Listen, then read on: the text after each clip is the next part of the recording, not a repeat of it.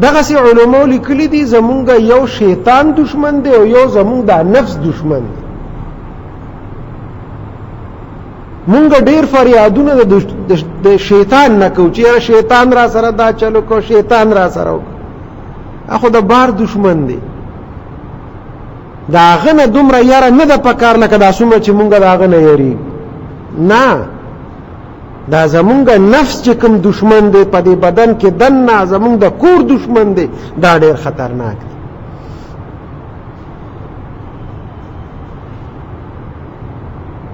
پیغمبر علیه الصلاة والسلام او نور پیغمبران چې څومره دنیا ته راغلي دي او الله ورته کتابونه ورکړي دي، نو په هغه کتابونو کې او خصوصا مونږ ته قرآن مجید کې الله پاک زیات زور چې راکړی دی هغه د نفس د دشمن راکړی دی چې دا ستاسو نفس چې دی کنه دا کنټرول کی، دا سیریس واخلې. هغه د بار دشمن دی، شیطان دی، هغه سره وکیږي، خدا خپل نفس دا قابو کې راول. ان النفس لاماره بالسوء، دا تاسو نفس چې دی کنه دا تاسو په ګناهونو کې مبتلا کوي. د پیغمبرانو به الله حفاظت کو، تکوینی طریقې سره دا هوی حفاظت کیږي.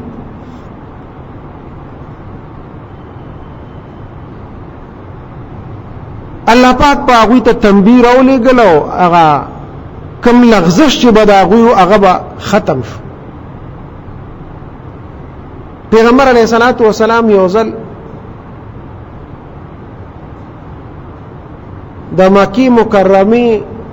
دا غټ غټ سرداران دوی سره ناست، عتبه، شیبه، ابو جهل وغیره وغیره، دا غټ غټ ناست مالدار خلک د قوم سرداران. پیغمبر علیه السلام وسره لګیا دی دعوت ورته ورکوي. په دې کې یو صحابي را دننه شو، په سترګو ړوند عبدالله ابن ام مکتوم رضی الله تعالی عنہ، السلام علیکم. چې مجلس ته را دننه شو پیغمبر علیه السلام د هغه راتلل درانه وګڼل چې ته خو هر وخت دلته راځې، اوس دا ناستي ما سره دوی غم دی چې دا چېرته په سمه لار شي. هغه مجلس کې خلل راغی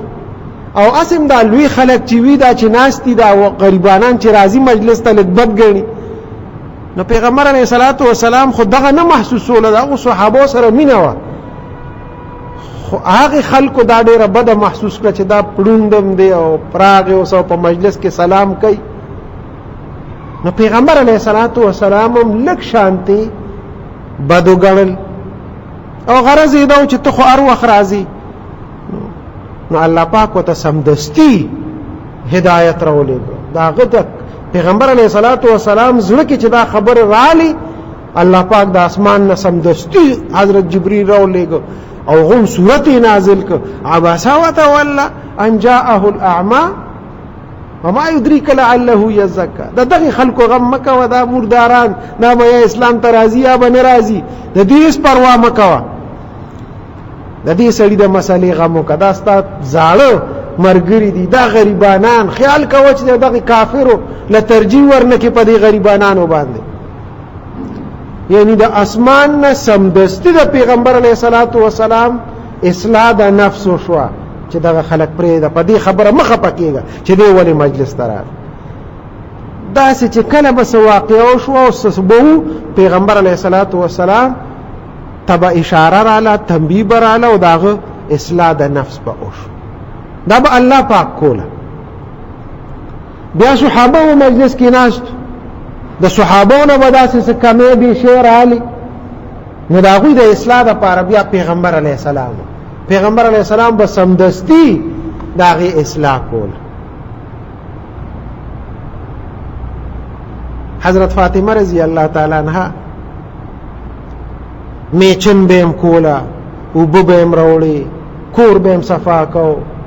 په دې لاسو کې یې پولې شوې وې د دې میچن د وجې نه،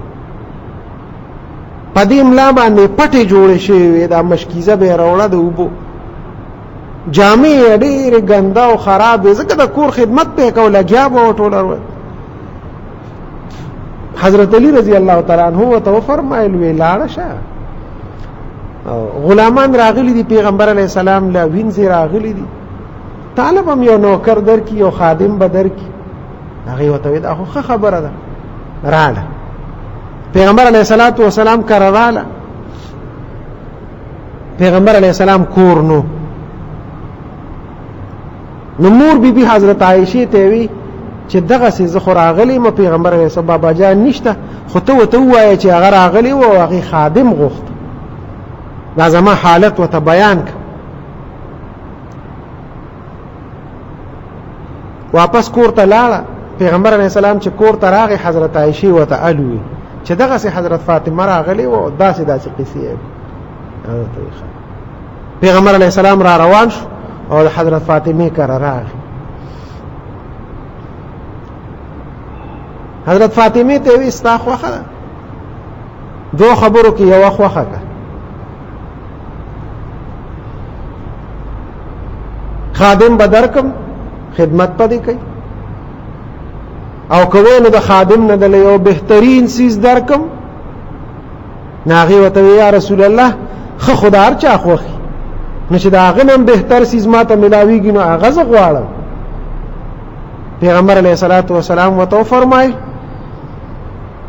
هر مانځ پسې 3 ځله سبحان الله وایا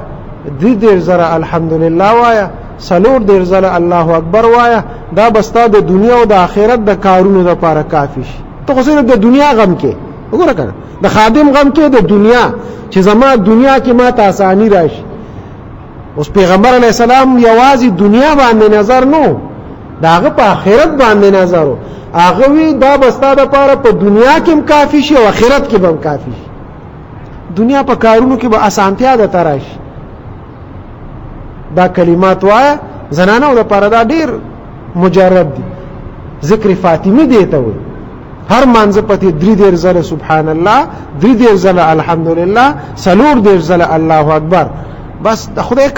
کارونه به تفکر کې آسان شي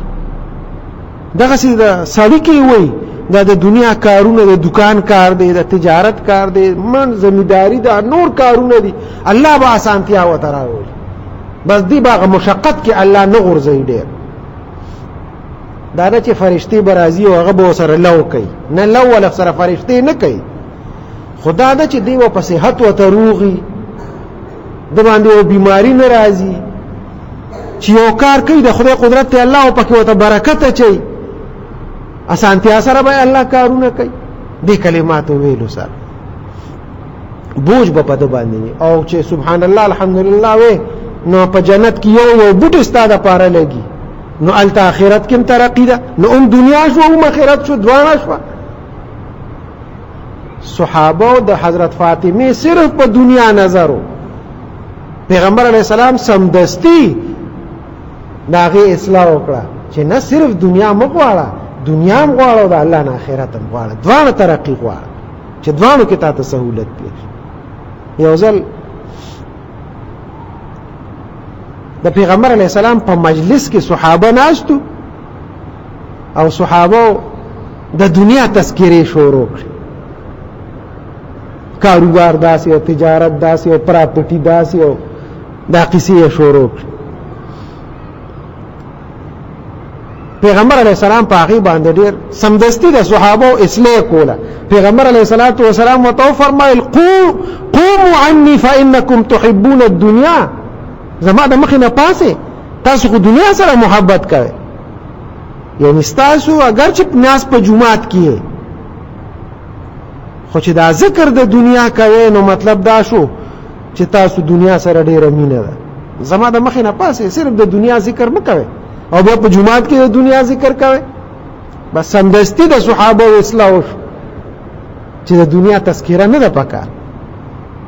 ذکر راځي من احب شيئا اكثر ذکره کوم څه سره چې مینه او محبت دا غي ذکر ډیر وي نه پراپټه والا چې کینی ته ورشي غیر سړی چې ورشي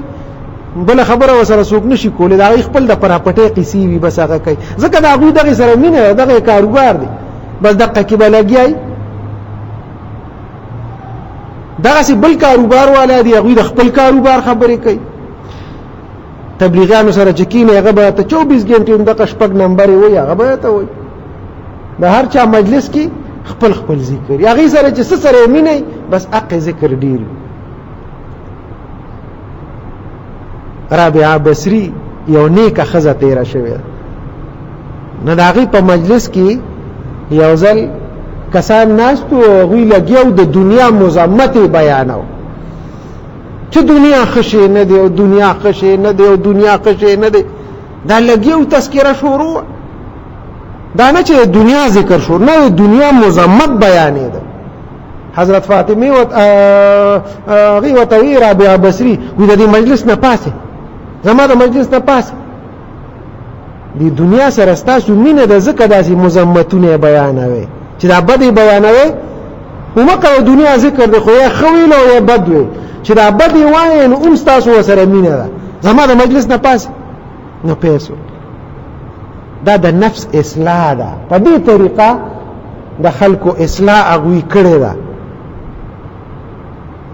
پیغمبرم کړې د صحابه نیکانو صالحانو هغوی دقسې مجلس کې د خلکو اصلاح به کوله هغوی ته پته وه چې یاره دا سړي کې کومه بیماري ده نو بس هغه بیمارۍ اصلاح به یې کوله. پیغمبر علیه الصلاة والسلام معمول به ده یو صحابي راغی یا رسول الله ماله د جهاد اجازت راکړه چې زم د سره جهاد له لاړ شم. پیغمبر علیه السلام ورته وی د مور خدمت کوه. اوس پیغمبر علیه السلام ته پته وه که نه د هغوی د ټولو حالاتو ورته پته وه چې ته کور کې دی بیماره مور پرته ده او ته ځې جهاد له د مور اجازت درته نشته د پلار اجازت درته نشته او ته ځې جهاد له مطلب ده حالانکه جهاد په هغې وخت کې فرض عین و د اوس وخت کې جهاد خو فرض عین نه دی فرض کفایه دی. په فرض عین کې پیغمبر علیه السلام ورته وی وشه ته د مور خدمت کوه هلته مزه دغسې یو صحابي به راغی یا رسول الله مزه جهاد لزم. پیغمبر علیه السلام به ورته وی غیبت مه کوه ستا دپاره غټ جهاد دا دی چې ته غیبت مه کوه. پیغمبر علیه السلام به د هغې اصلاح غرض و چې په جهاد کې ستا دومره اصلاح نه کېږي لکه څومره چې ته د غیبت پرېږدې نو ستا اصلاح به وشي د به غیبت ډېر کو. نو دغسې کوم صحابي کې چې به کومه بیماري وه پیغمبر علیه السلام به ورته د هغې علاج ښه چې ته دا علاج وکړه چې بس پیغمبر د دې ګناه نه خلاص شي. جهاد وروستو خبرې دی او بیا کوو. هر سړی د خپلې بیمارۍ وګوري چې ما کې کومه بیماري ده د هغې اصلاح وشي خصوصا علماو له واعظینو له چې کوم ذمه دار خلک دي چې هغه د عوامو کومې بیمارۍ دي هغه بیمارو ته وګوري او هغسې د هغوی علاج وکړي. بې ځایه خبرې نه چې د ضرورت د یو څیز دی لکه اوس دا د حج سیزن دی حاجیان صاحبان روان دي حج له او زه اوس دې ورځو کې لګیا شم او زه د روجې فضایل ویم چې روجه دونه فضیلت دی او روجه دومره فضیلت ای مولوي صاحب دا خو د روجه نه ده که نه روجه خو بیا وروستو راځي. اوس هغوی ته د دې حج د مسایلو ضرورت دی چې یاره د حج باندې پوه شي. قرباني را روانه ده د قربانۍ خبرې وشي چې یاره قرباني بس کم خلک کوي کم به نه کوي. دغسې د عوامو کوم ضرورتونه یې هغه پوره کول پکار دی چې د هغې اصلاح وشي. او موږ له هر سړي له فردن چې ما کې کومې غلطۍ دي زه د هغې اصلاح وکړم دغسې تاسو کې کومې غلطۍ دي د هغې هر یو اصلاح وکړي ما کې دا کمې دي چې دا کمې د ځان نه لرو. او خصوصا دا نفس چې دی دا زمونږ غټ دشمن دی. ابلیس شیطان زمونږ غټ دشمن نه دی زمونږ دا خپل نفس زمونږ دشمن دی. دا نفس هر وخت کنټرول وساتو دا زمونږ د لستوڼي مار دی دا د کور دشمن دی د ده نه ځان ساتل پکار دی چې دې نه ځان وساتو. الله دې موږ له د عمل کولو توفیق راکړي. یو دوه درې مسلې دي دا بعضې خلک دا سپي ساتي دا مسله مخکې هم راغلې وه د سپي لاړې د هغې جوټه هغه پلیته ده سپي پلیت دی مردار دی د هغې جوټه پلیته ده که چا جامو سره د هغه خوله ولګېده نو جامې یې پلیتې شو. سپي خوله شوی دی یا اوبو کې شوی دی لون شوی دی او هغه ځان اوسنډه او هغه دارې دله درلې نو دا هغه د بدن سره چې کومې اوبه لګېدلي دي هغه هم پلیتې دي هغې سره هم ستا جامې پلیتې شوې هغې دارو سره د خولې اوبو سره هم جوټه هم پلیته ده او دغسې که اوبو کې لملون دي او هغه دارې دله درلې دي داسې ځان وڅنډي نو هغې سره هم جامې پلیتېږي په هغه جامو باندې بیا مونځ نه کېږي خو دې سره نږدې یو مسله دا پیشوګان په دې کور کې ډېر زیات دي نو پیشو که د سره خلو لګوله نو د پیشو جوټه هغه مرداره نه ده دا په کورونو کې ډېرې مسلې دا راځي نو هغې هغه جوټه پلیته نه ده که هغه جامو سره ولګېده بدن یې لوند دی او ستا جامو سره پیشو اکثر راشي د سره کیني خوا کې یا د شپې د سره ملاستئ په بستره کې ملاستئ نو هغې سره جامې نه پلیتېږي که چېرته بدن پورې پلیتي نه وه نو د بدن چې کوم لوندوالی دی په هغې باندې جامې نه پلیتېږي او نه په جوټه باندې جامې پلیتېږي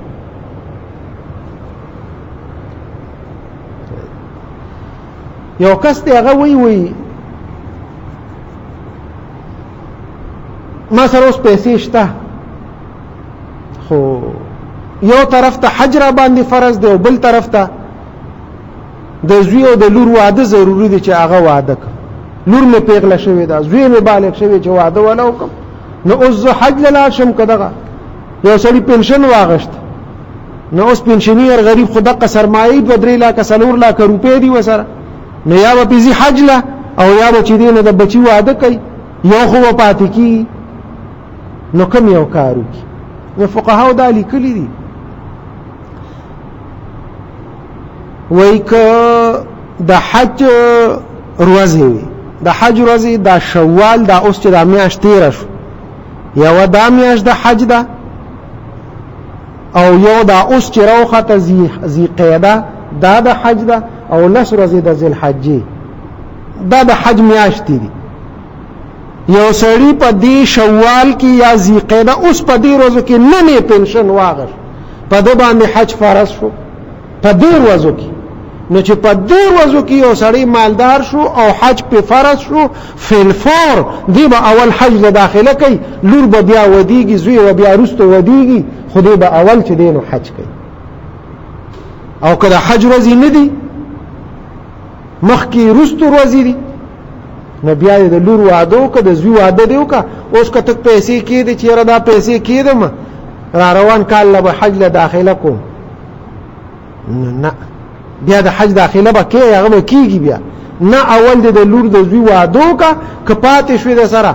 خو حج د باندې فرض شو بیا به وکړي او که نه نو لا د حج سیزن نه دی لا د حج میاشتې نه دي راغلي نو پتا حج فرض لا نه دی نو ته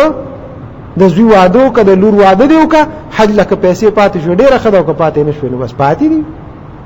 خو که دې ورځو کې دا مسئله لږه یاده ساتئ په دې ورځو کې لکه دا اوس چې د حج سیزن دی داخلي شروع دي او اوس حج کېږي د شوال ذیقعده او ذوالحجه نو که په دې کې یو سړی زر مالدار شو اچانک نو اوس په ده باندې حج فرض دی